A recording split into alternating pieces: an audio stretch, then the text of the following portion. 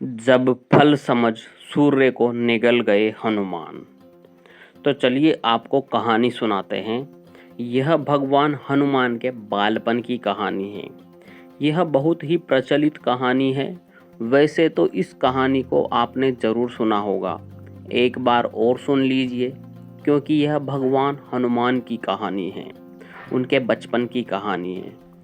तो हुआ यह कि एक दिन माँ अंजना किसी काम में व्यस्त थी। उन्होंने बाल हनुमान को वहीं कुटी में लिटा दिया था और अपना काम करती रही। इस बीच हनुमान जी को भूख लग गई। लेटे लेटे ही आकाश में उन्हें भगवान सूर्य दिखाई दे दिए।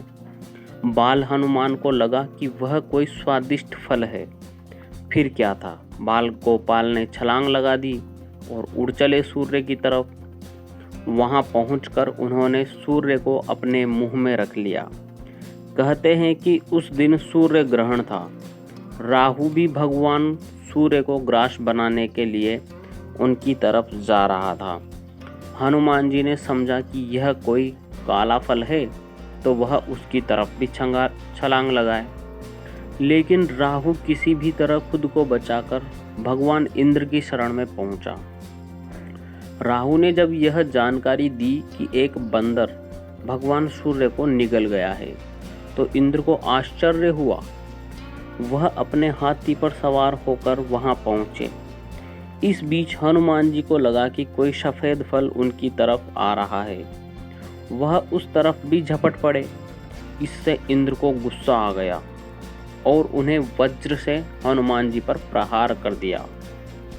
वज्र के प्रहार से हनुमान जी का मुंह खुल गया और उसमें से सूर्य जी खुद को बचाते हुए जल्दी से बाहर निकले।